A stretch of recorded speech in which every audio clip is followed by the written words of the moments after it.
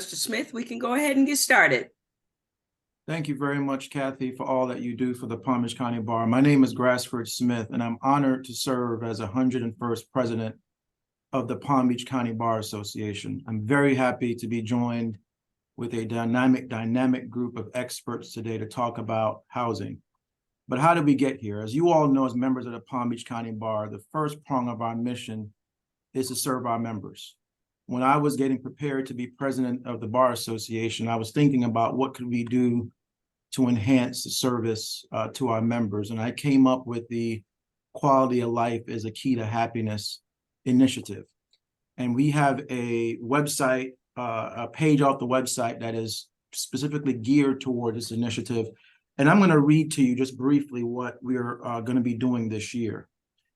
Through a series of interactive workshops, expert-led seminars, and engaging discussions, participants will explore the intricate interplay between personal well-being, professional success, and emotional resilience, with a focus on fostering healthy lifestyles, effective stress management, and nurturing positive relationships.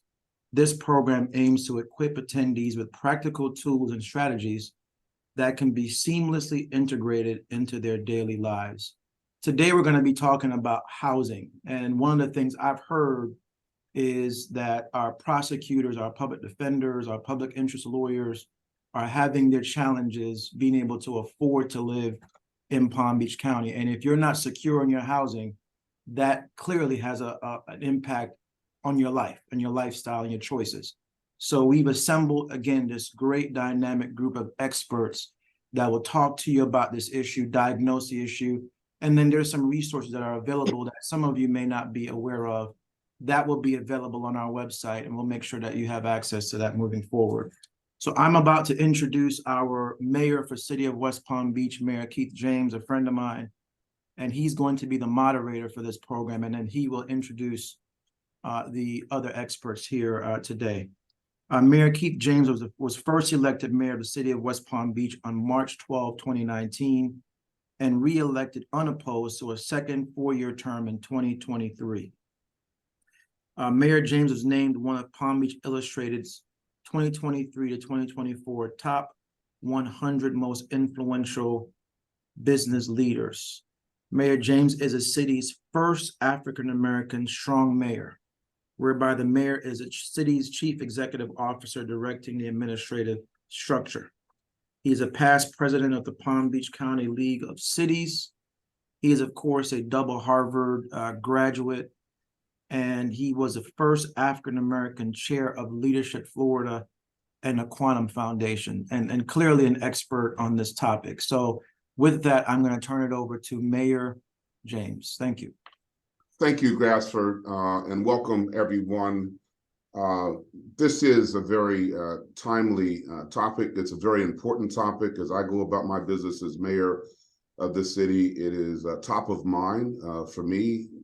Many of you know West Palm Beach has been undergoing transformative growth, but we cannot maintain that growth if we do not have housing, affordable housing, workforce housing. I call it essential housing available. So I am going to introduce the panel. Before I do that, I just want to remind everyone, if you have questions, you can write them in the Q&A box down below, not in the chat box, but in the Q&A box. And then toward the end of the program, we will try to address as many of those questions as possible. But let me introduce the panelists. I'm going to introduce them by name, and then I'll let each of them kind of provide a brief background on their involvement. We have Palm Beach County Commissioner Mac Bernard, Affiliated Development co-founder Nick Rojo, and Palm Beach County Administrator Virginia Baker. So panelists, if you could just provide a brief background of your involvement with this issue here in Palm Beach County, that would be appreciated. And we will start with you, Administrator Baker, then we'll move to Mr. Rojo, and then Commissioner Bernard. Administrator Baker. Thank you, Mayor. And also thank you, Mr. Smith, for hosting such a panel, because it's desperately needed in our community. And I agree with the mayor and then my board definitely, and you'll hear from Commissioner Bernard, that housing has been top of mind because it's a major linchpin in moving our community forward. I have the pleasure of serving as the county administrator for Palm Beach County. I've served in that position for a little over 8 years. I also served as the deputy county administrator for almost 15 years before becoming the county administrator. I've been with Palm Beach County for, 36 years come next month. However, I started when I was about 2. So just keep that in mind as you add the numbers. But it has been a pleasure working for the county and definitely focusing on housing. And we'll talk a little bit more about that. That has been in the past, and currently the board has focused on housing. So thank you. Thank you, Ms. Baker. Mr. Rojo. Yes, thank you, Mayor, and thank you to the Bar Association for bringing awareness to this incredibly important issue. We are a locally based real estate development company. We have a very unique model where we partner with local municipalities and local government agencies to effectuate the development of mixed income workforce housing. And what makes us unique is we don't really utilize low income housing tax credits and what I'll call capital A affordable housing. Is we really focus on the mixed income workforce housing space and use private equity and private investment cobbled together with local subsidy in order to get these projects off the ground. Our projects all have either a small percentage or a large percentage of units that are restricted to individuals and families in the workforce. And I've worked with both, Palm Beach County and the city of West Palm Beach on projects in the county. And I can certainly say that they're kind of on the forefront in a model for how other cities and counties should be tackling the problem. Thank you. And Commissioner Bernard. Thank you, Mr. Mayor. My name is Mac Bernard, County Commissioner for District 7. I want to thank Grassford for leading this conversation, and also Mayor Keith James for moderating. A little about me. I am a lawyer. Some people don't even realize that. Mayor Keith James, they think that we're just politicians, but I've been an attorney in Palm Beach County for over 20 years and received my LLM in tax law from the University of Florida. And I've practiced law, and I've been corporate counsel for affordable housing developers. And so I'm from that housing space, and I've been a commissioner for 7 years. And so my main issue has been housing. And so looking forward to the conversation. Thank you. Fantastic. Well, let's dive right into it. First question. Palm Beach County's had a long-standing commitment to address the concern of affordable housing. It was a core issue in the county's 2013-2014 action plan. And in 2017, the county adopted ordinance number 2017/017, which included initiatives such as the creation of the Local Housing Assistance Trust Fund, the creation of the Commission on Affordable Housing, and other measures. So Commissioner Bernard, can you share some thoughts as to why there has been an increased concern about housing affordability recently, despite the county's years of targeted efforts to combat this issue? Well, Mr. Mayor, so what we have in Palm Beach County is basically the perfect storm where since COVID, we've had many residents who are moving to Palm Beach County. After the 2020 census, we're 1.5 million residents, and we're due to have an increase of nearly 10% in population in Palm Beach County. And so you have people who are moving to Palm Beach County, and then also you have a lack of supply in terms of housing.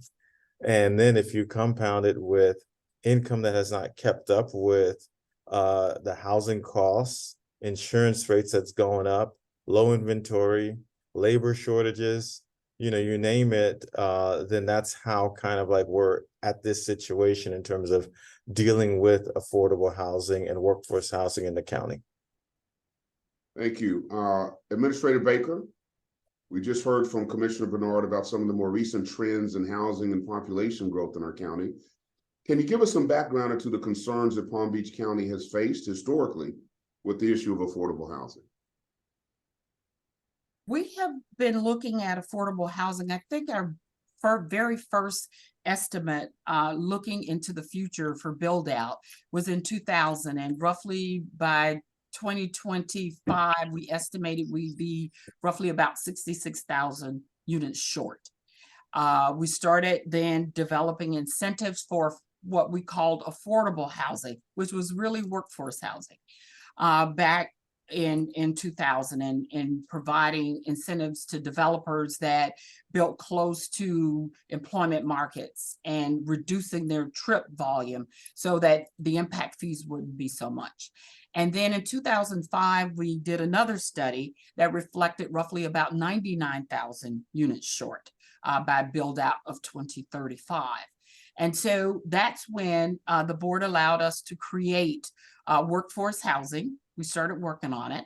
And then we also created what we call the community land trust, where we created an entity that would purchase land, hold it in forever, and then be able to build on it. And whoever purchased the unit would create equity by the growth in the improvement on the property, but the land would remain with the community land trust. Of course, we live in paradise and everybody wants to live here. And as Commissioner Bernard talked about COVID, but prior even to COVID, we were recruiting businesses here. And so people, and our tourism industry was on fire. And so people would come visit and then they like it and they want to stay. And so therefore the housing costs started to escalate. We then had the downturn in the market and everyone thought that would help us. However, the banks bundled those units and sold them to investors, and investors are holding on to those units and renting them out.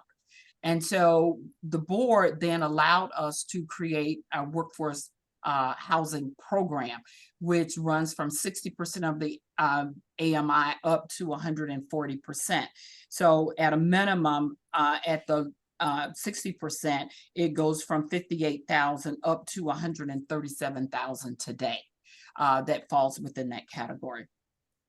So we've got a number of programs that we are continuously adding. Our board most recently allocated $40 million that we put on the street, and it is to add new units. A portion of it will also renovate existing units because we need to preserve the affordable units that we currently have and build upon.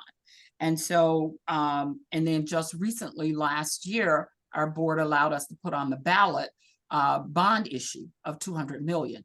And so we've got that bond issue. We'll be working through it. We anticipate bringing it to the board at our October 2nd meeting, which would allow us to then allocate the bond dollars for new development. It has to be for new development.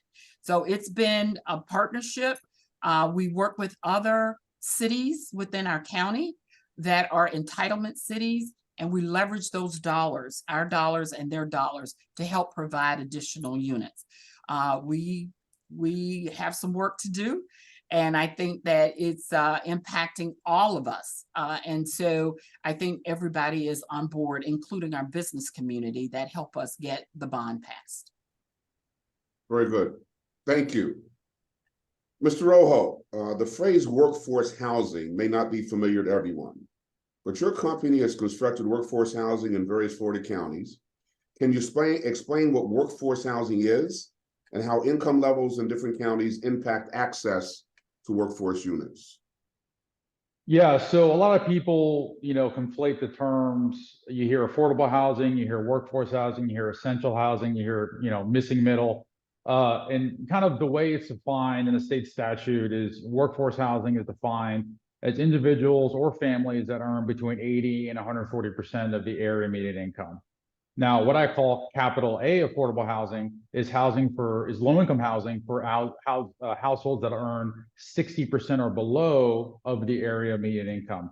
And developers of kind of the capital A affordable low-income housing can access state programs and low-income housing tax credits in order to finance their projects. Now, you'll hear the term AMI or area median income a lot. It's essentially the midpoint of a region's income distribution. A household's income is calculated by its gross income, which is basically the total income before taxes and payroll deductions. And every year, HUD, the Department of Housing and Urban Development, will publish income and associated rents for every county in the entire country. This happens on a yearly basis. And those income and rent limits are really the basis for all housing programs, whether they be local, county, federal, state. Everybody uses those AMIs and associated rent limits when they're working on housing policy and housing programs. So just for an example, Palm Beach County. Palm Beach County has a very high AMI because there's a lot of very high income earners. The AMI in Palm Beach County is 98,300. However, you know, they look at your total household income. So if you're on the lower end, you can earn roughly $55,000 a year if you're a one-person household. And if you're on the higher end, you know, that's on the 140 of AMI range, you're more like $137,000 a year for a four-person household. And as a developer who rents units to these individuals and families, it's on us to verify their household income. You know, you look at pay stubs, you look at tax returns, and it's all a function of how many people are in the household and what bucket, you know, they fall in on the AMI level. So if you think about this huge range of people, you know, 55,000 to 137,000, just think about all the people you know and interact with on a daily basis that fall into those income brackets. It's a very broad range. We're talking teachers, first responders, law clerks, government employees. You mentioned public defenders and young professionals. If you're a young professional moving to an area and you know you're just getting started, you're probably going to fall within that bracket. So it really is a very large swath of the population would be considered workforce. Thank you. Another question for you, Mr. Rojo. As private developers, there's obviously a financial aspect to that work. And so one wonders if the private development of workforce housing is indeed a profitable venture, why are there not more available affordable housing units? Yeah, that's a great question. One we get a lot. So let's talk about how we finance affordable workforce housing. You know, Capital A Affordable has its own programs. They have tax credit programs that you go to the state for funding. They're limited, and one of the issues is because of the limitation on tax credits, every county gets 1 to 2 allocations per year on competitive credits, and non-competitive credits. A developer must access a lot of other funding sources to make the project work. So it's very hard and difficult to get those projects off the ground. Workforce, on the other hand, is for the most part funded with private investment, private equity, cobbled together with other incentives. It's highly negotiated with whoever is providing you the funding. Unlike affordable housing, it's very stringent. Affordable housing, there's federal programs. With workforce, it's more of a local issue. So, you know, the county has programs, the city has programs. And as a company, we've also worked with cities and developed our own programs for specific projects in order to get the projects off the ground. And really, until the passage of the Live Local Act, which we'll talk about later, there were no state level incentives for workforce housing. So we've always worked with local municipalities on tax incentives and other grants.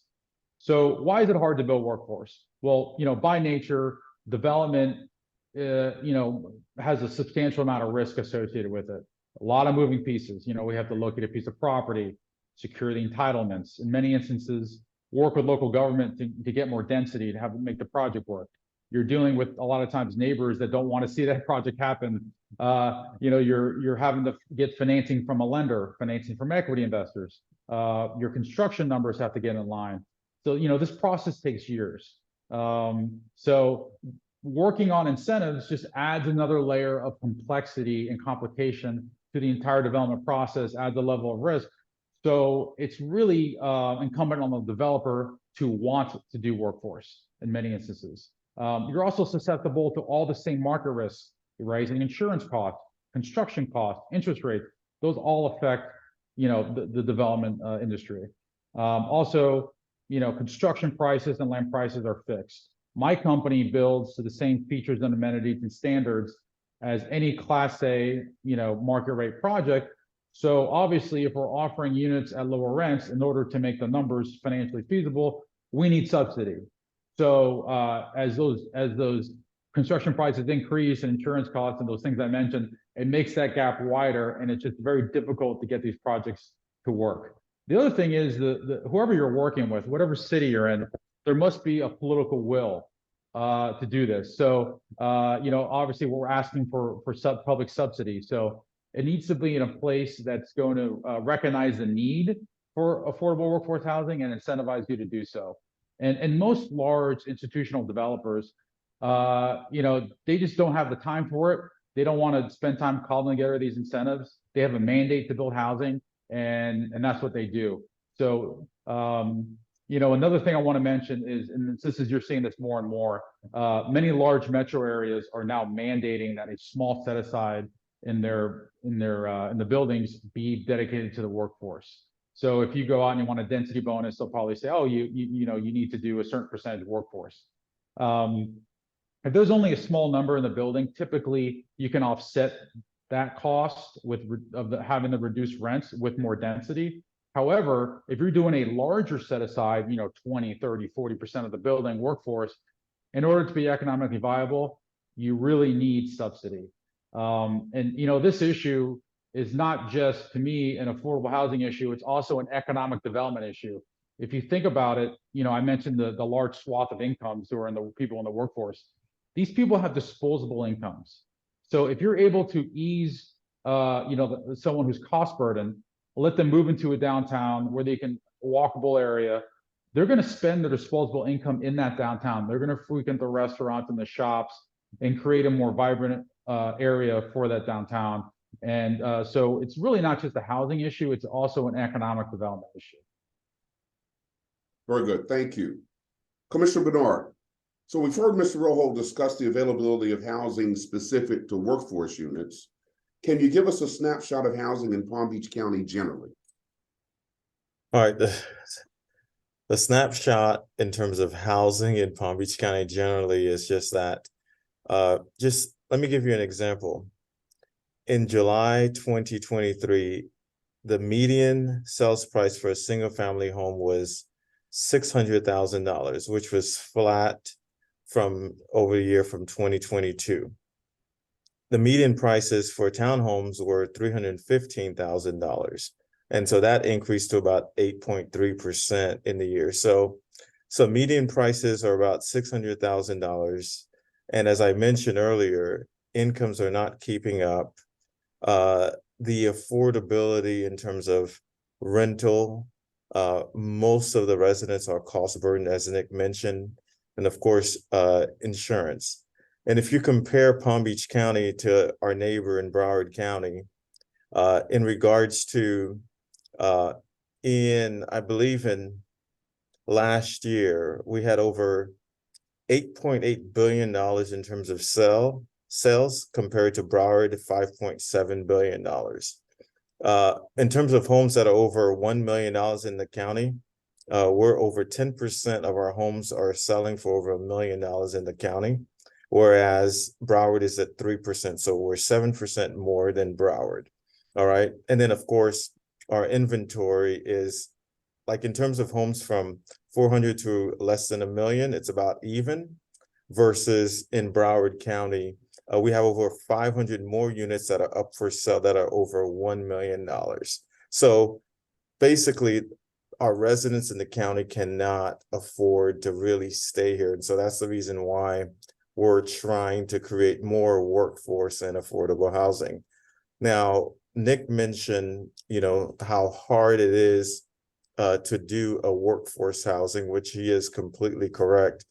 And that is also the same for someone who is developing an affordable housing unit.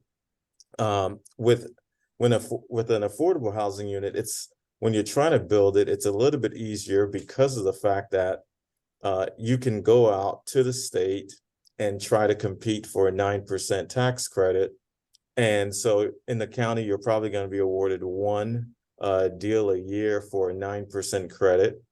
4% deals, that means that you're going to get less equity, but those deals are harder to do because you need the subsidies to be able to make the deals work. And so that's the reason why, Mayor, we worked on putting out the $200 million bond. So in that way we can create the incentive and provide gap financing. So in that way we can create more of the affordable housing and also on the workforce side. And as Nick mentioned, what I can tell you, Mayor, the workforce is really, really difficult because, you know, there's no equity, there's nothing out there. This is just trying to make the deals work. And as Nick mentioned, you have to have the will, and someone's got to really want to do those projects and those deals to make it work. And, you know, Mayor, we have many of the lawyers who are listening. Yeah, you may have lawyers who make a lot of money, but people who are public defenders, state attorneys, people who are just starting out, they are in the workforce, and some of them would be in the affordable range. So, and that's the reason why we've created a dashboard. We've created ways for people who are listening, they can go on our website. So in that way, we'll talk about that later, because we want people to be okay with, you know what, I have an affordable housing or I have a workforce housing. Because before, people would be like, you know, I don't want to be in a workforce housing. Well, you need a house. So we'll discuss that later, Mayor. All right, thank you. Administrator Baker, the statistics we've just heard regarding increased rental rates are staggering. Yet we understand that it takes time to develop new units to provide more supply. What are some options that are being considered that take into account currently available properties?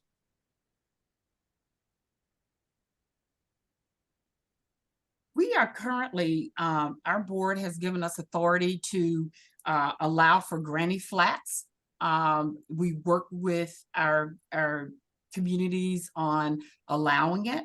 In addition to granny flats, we have also moved forward with providing an underlying land use for residential on certain commercial properties that meet the criteria. So let's say we've got a vacant shopping center in the unincorporated area of the county. We've already taken the steps to put some underlying residential use there. So they wouldn't necessarily have to go through a land use change. They would be able to move a lot faster on getting units in. If they wanted to exceed the number of units allowed with the underlying use, then yes, they would need to go in and ask for that additional use. However, we want to make sure that we're moving as fast as we possibly can. We're also working on making sure people understand who lives in workforce affordable housing. It is the people that wait on you every day. It is your government workers. It is your construction workers. You know, it is our lawyers. I mean, it's people that they don't think of. The majority of folks in Palm Beach County make under, the average salary is roughly about $71,000. That's the average salary, and that's a bit skewed. And so we need to ensure that we're making it very possible for folks to live here in our community, because you know, Mayor, as a government, we're having a challenge recruiting people as our senior people start to retire, and we need to fill those slots. We're also having a challenge because when our employees live in other neighboring communities, they move to those communities as far as jobs are concerned when they open. And then we have a problem getting them back to our community. So we're always aware of what we can be doing. We're working very diligently on working with the state. We are looking to, and HUD, looking at census tracts when it comes to what should be charged for housing and how that's categorized. So we are looking at a number of issues. We've had a number of discussions with the Secretary of HUD on this very issue. We've invited her down so that she can actually see our pockets. When people think of Palm Beach, they think of a rich community. Some parts are very rich and other parts are not. And that is where the bulk of us live. We don't live on the island. And even on the island, you know, they have affordable housing because not everybody can afford a, you know, 3-digit $1 million home. So we are working on those particular, we're also looking at trying to release some of the restrictions so that we can move projects faster through the process. Money is time and time is money. So, and we're building our relationships with our development community, our builders, so that we can make sure that as we recommend policy to the board, that it works for the developer, but it also works for the community. Thank you, Administrator.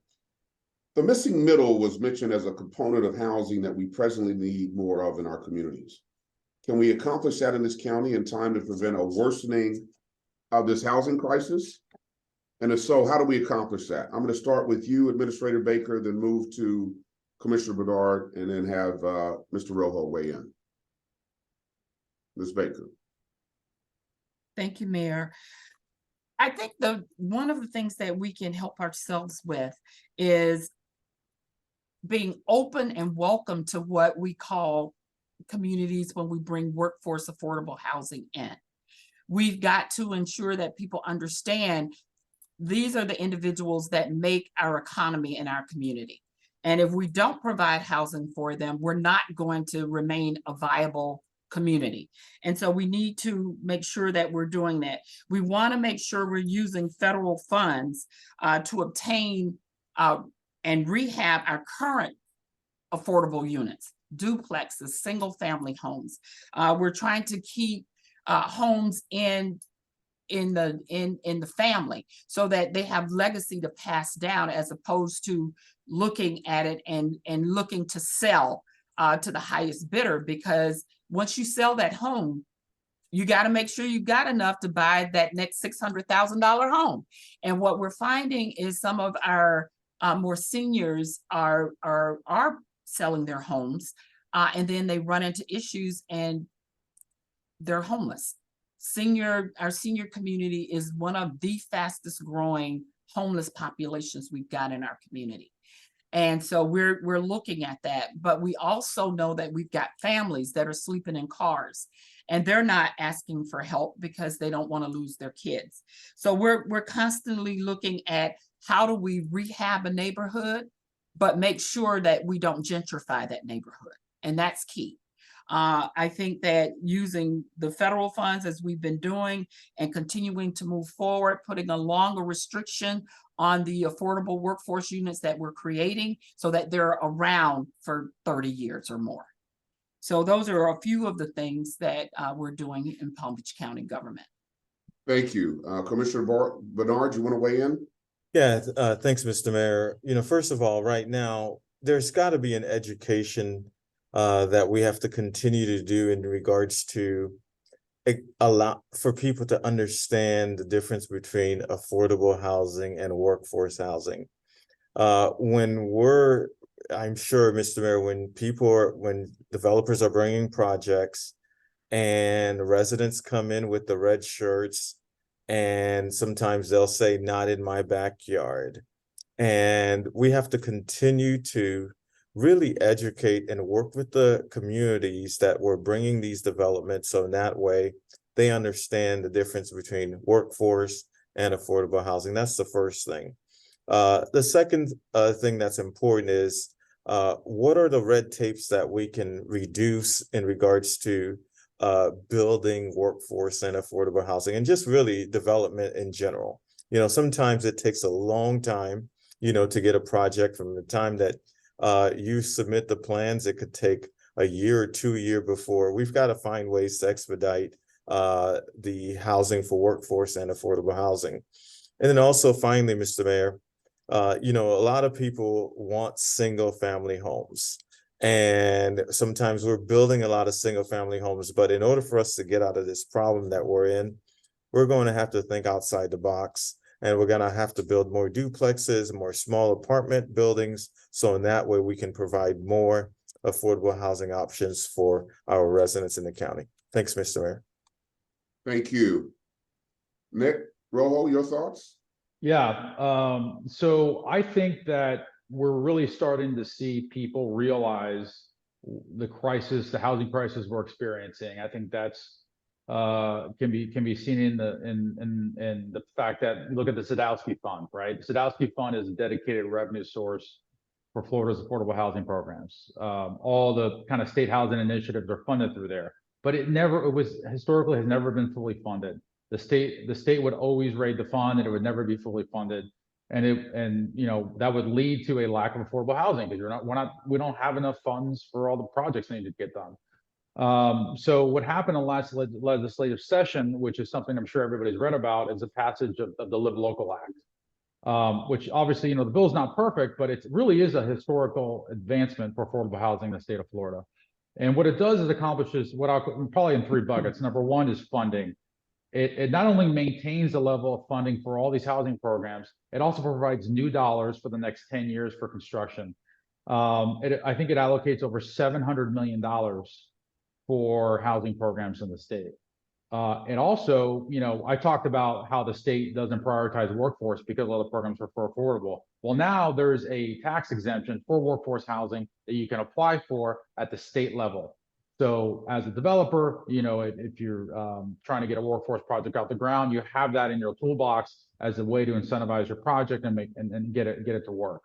And the third thing is it removes some of the red tape on your approvals and allows you to get you know, density bonuses and height bonuses that otherwise would not be available to you if you weren't doing workforce. So I think you're really starting to see people take note of the crisis and what's going on. And as I mentioned before, if you look at just the incomes, you know, 55,000 to 137,000, that is a huge portion of the population, you know, and people are really starting to realize that, hey, we're driving these people out of the downtowns, out of Florida, and these are the people, the fabric of our communities that, you know, show up to work every day. You know, we really need to find ways to keep these people in the communities, spending their taxes, spending their money locally, and not cost burdening them with housing costs. So, thank you all for your insights. So we might have some time for a few questions from our attendees today, but before we move on to questions, I want to ask each of you about any resources that we can direct attendees to, where they can learn more about the issues we've been discussing here today. And it's my understanding that the Palm Beach County Bar Association will have links to these resources available on one of their pages as well. So Administrator Baker, we will start with you and then have Commissioner Bernard share some resources and then finish up with Mr. Rojo. Administrator Baker. Thank you, Bear. I'm just going to take a step back before I answer that question. I do want to focus a little bit on affordable. I understand there needs to be a distinction between workforce and affordable, but I have to tell you, our hospitality and retail industry, they fall in the affordable. And we bring in 8 million tourists every year, huge economic benefit to our community. And so we need to ensure that we are trying to balance both of those, because, you know, those are the people that service us as we work in the retail industry, in our, you know, getting our clothing cleaned at the cleaners. So we need to make sure that if we can marry those two and put a little mixed use in there, that might assist us in also developing a good, complete financial housing packet that could help Mr. Rojo as we continue to move through, so that we have a variety of housing, we have a variety of income in that housing, and so we can all lift all boats as we continue to work forward. So that's my ad for the day. However, moving on, Palm Beach County has what we call a housing toolbox. And in that toolbox, we provide developer assistance. We provide down payment assistance when people are looking to purchase homes. We provide emergency repairs along with foreclosure prevention, because all of us are some of us are a couple of paychecks away from foreclosure, and we assist those individuals so that they remain in their homes. We also provide for multifamily housing rehab. So again, we can keep units affordable in our community. We provide for purchase assistance, rental assistance, and we have what we call a smart landlord program. So if anybody's listening that owns apartment complexes, Palm Beach County would love to partner with you on setting aside those units and guaranteeing up to 24 months of rent for individuals that qualify for our program. So if you don't own it and you know others that are landlords, please have them call our community services department and we will work with them. We also have, again, I want to point out our community land trust, and they do definitely work with others on this program. In addition to $10 million that our board has allowed us to set aside $5 million for the last couple of years.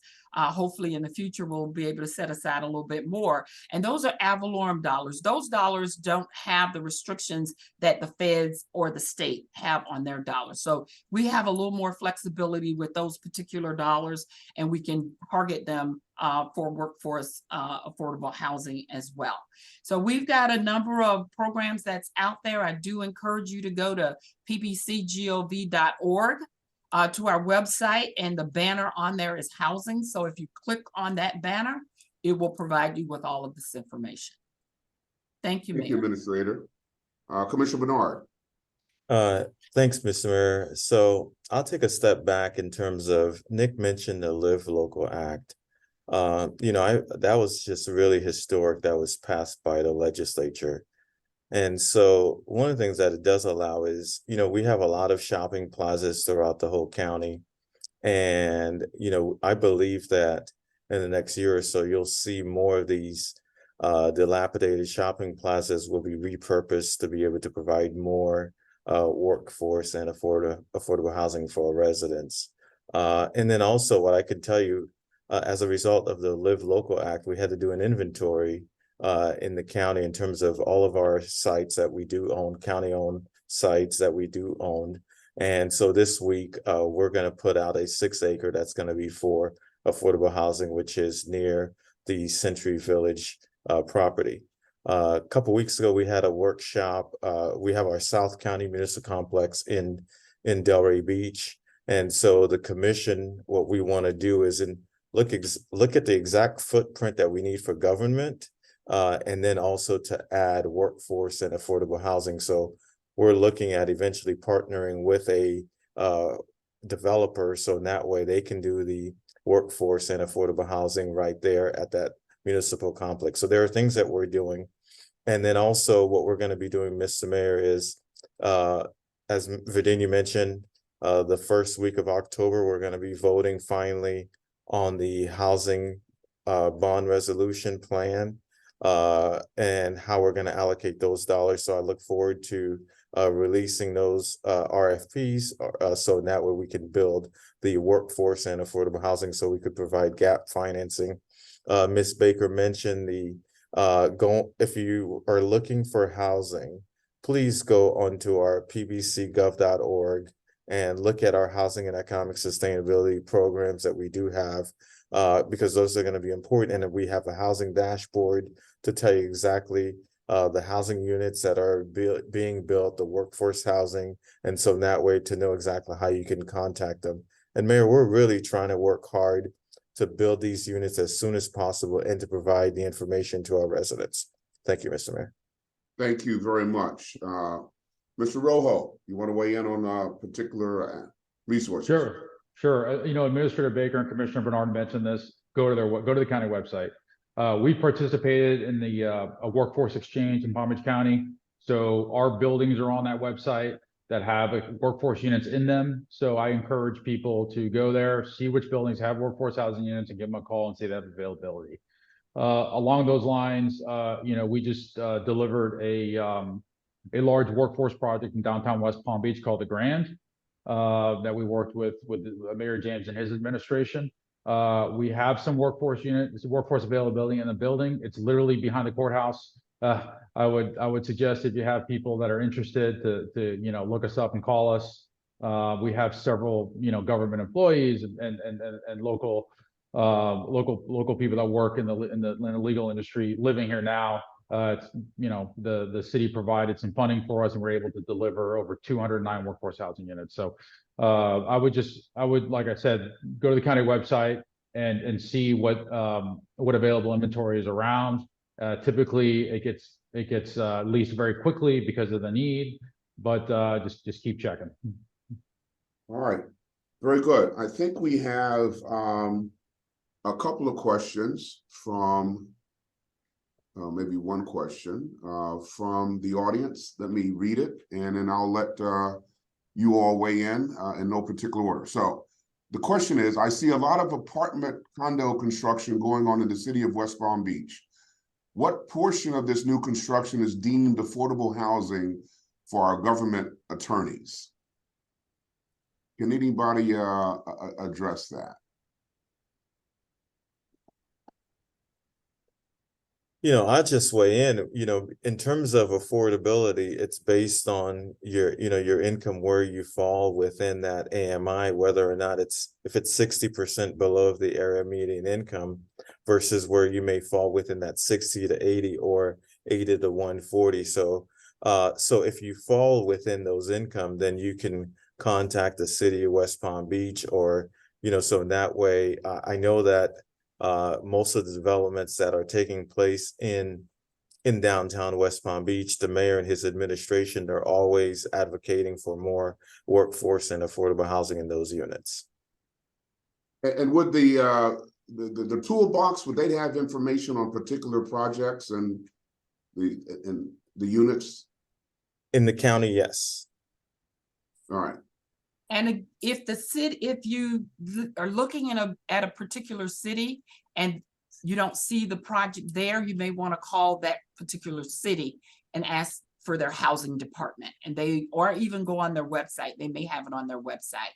We are encouraging all of our partners, city partners, to participate in the housing portal. So individuals will have one area in which to go in and look up that information. Okay. Nick, you want to add anything to that? You okay? Yeah, no, I'm good. Okay. Looks like another question has come in. And the question is, are attorneys who are starting their own firm, do they qualify? I can answer that. Absolutely. It just depends on your income. Okay. Literally, we verify people based upon their income. If they fall within that income range, they would qualify. Very good. All right, we're getting toward the end, but I did want to ask another question that maybe all of you, each of you, can weigh in on. What, if anything, do you foresee to be a roadblock to the strides currently being made toward assuring affordable housing to all in our community who need it? And on a brighter note, what are some solutions on the horizon that will help to tackle current and any potential future problems in the area of affordability? It's a broad question, but way away. Administrator Baker, we'll start with you. Couple of things. When you see projects coming before your board, your council people, you need to let them know you support that program. Because when they are sitting in that chamber, they only hear from the people that don't want it next to them. And so that they need a balance. They need to hear from you that, yes, we need it and we need you to support the project that's coming before you. We also need to all be educated on who, as I stated earlier, lives in affordable workforce housing. It is our assistants, it is our engineers, beginning engineers, it's our beginning firefighters, and I do mean beginning firefighters, it's our law enforcement, it's our lawyers, our public lawyers. And so we need to make sure that people understand that's who we are building for. Those are the folks that help make our community go around. But we also need to make sure that as projects are coming on, and especially our limited ownership, that we're all working together to make sure that we're in a position when those units open up, that we're eligible and we apply in a timely manner. So we want to make sure our credit is where it needs to be. We have various programs that will help people with getting their credit straight. And it moves around. So I think those are some of the things that we need support as far as moving forward. And we'll see with the Live Local how that works out, because it is going to be significant development happening. But we are so short on workforce affordable housing. That is the only way we're going to make a dent in this problem. Thank you, Administrator. Commissioner Bernard, you want to weigh in on that?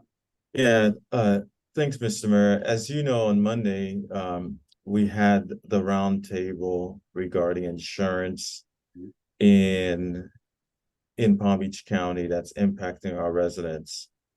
I believe that if we don't get a hold of our insurance that are going up, that's going to really impact affordable and workforce housing. And I'm sure Nick, he's seeing that also when you're building the developments. And so what I do hope is that, we've been impacted by a lot of storms in the past couple of years, and that we need more and more insurance companies to move to the state of Florida, and for the state legislature to really, really work on trying to address this insurance crisis. So if we don't address this insurance crisis, I believe that our homes will continue to be unaffordable for many of our residents. And then so on the bright side, what I can tell you is that the residents in Palm Beach County, they voted for the housing bond, and the commission will be voting to the bond allocation process. So that way we can let the dollars out. So we're looking forward to doing that. So that way we can create more housing. And then what we're urging is the attorneys who are watching, please go into our housing website. And so in that way you can see the different types of housing that are available. They go quickly, so please don't delay. But these are the things that I would discuss, Mr. Mayor. Thank you, Commissioner. Mr. Rojo, roadblocks and maybe any good news. Sure. Commissioner Bernard touched on this. There's certainly some headwinds in the development business for any type of developer, whether you're developing affordable workforce or Class A market rate housing. Construction costs are still very, very high. If you underwrote a deal a couple of years ago, and they're finally ready to move forward, well, your costs are going to be 20-25% higher. So you still have, your gap is now wider. So it's more difficult to make that project work. Insurance costs, again, I mean, I can't underscore how quickly those rates have risen on the commercial insurance, even on newly built product, not in the flood zone, brand new, and they're still, rates are doubling. And when you talk about these larger projects, that puts a huge dent in your income, and your lenders will not give you as much loan proceeds. So again, widening the gap. The other thing is interest rates. Obviously, interest rates have gone up tremendously. We expect them to remain elevated for the foreseeable future. So it's just, those are some headwinds that anybody who's in the development business and homeowners are all dealing with. On the bright side, we all talked about live local, right? So I would just say there are aspects of the bill regarding development approvals that are obviously up for interpretation, and I just hope that local municipalities are kind of embracing it, and there'll be clarification obviously from the state on certain things, but I just hope that everybody works together to make sure that it works well with all the local code, and that developers are able to access it to get these projects built. It'll be very, very, very important. And of course, as Commissioner Bernard mentioned, as well as the housing bond, having another dedicated source of gap funding for developers to access. So there's definitely some very, very good and positive things happening in the workforce space, and it'll hopefully lead to more production in the coming years. Well, thank you. Well, panelists, I want to thank you for your participation. I'm going to turn it over now to Kristen McMullen, who has some closing remarks. Kristen? Yes, thank you. First of all, thank you again so much to our moderator, Mayor James. Thank you to our panelists, Commissioner Bernard, to Mr. Rojo, to Administrator Baker. There's so much information to be gained on this topic, and I know we've just scratched the surface, but I do hope that the insight and the experience that our discussion today has presented will, if nothing else, give a pathway for those who are looking for more information to get on the right path, to get the information that they are seeking, and to share that with others who may not know where to start.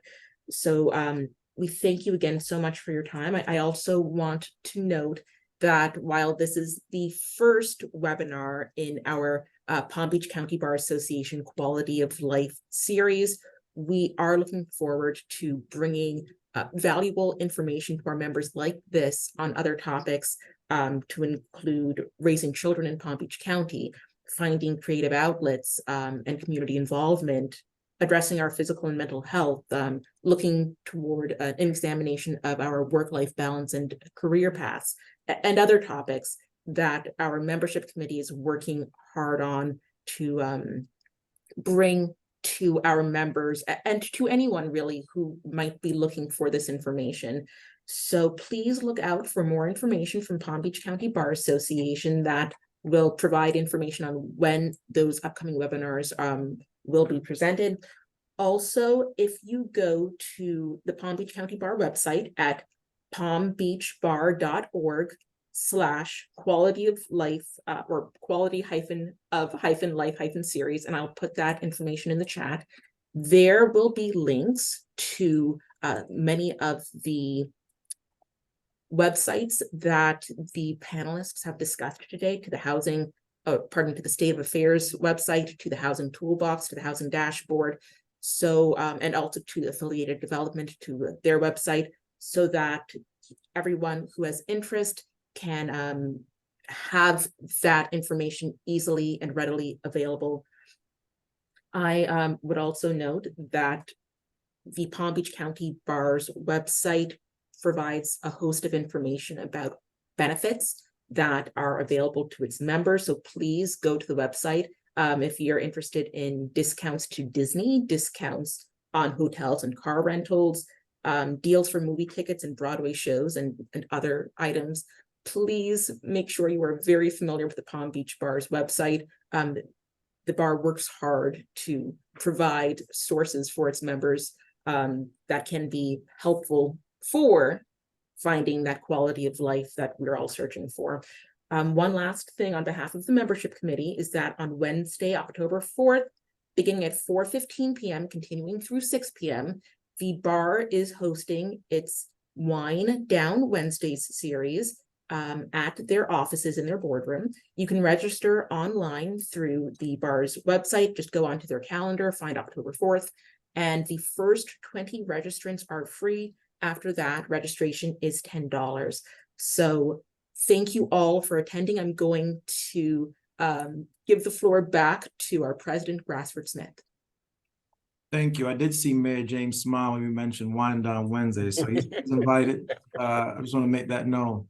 But really, I want to thank you all for sharing your expertise with us and information about the rising homelessness in seniors that we've learned about, and the families sleeping in cars. I mean, this is something that our lawyers who are, volunteering with legal aid and other groups definitely want to be able to be a part of the solution. And thank you all for sharing the toolbox and the dashboard. I was speaking offline with Judge Haffel, and we're going to make sure that those resources are going to be pushed out via email, and it's going to be also residing on our website. So we're not just having a dialogue, we're giving you the resources that will be able to help you to move forward. If you learn nothing from this conversation, lawyers fit within this broad range. I mean, we are not exempt from the problems that you've heard today. So we want to make sure that the Palm Beach Bar is giving you, what you need to improve your quality of life in that area. Really, really happy with how this turned out. And if you have any further thoughts, please share that with us. With that, thank you very much.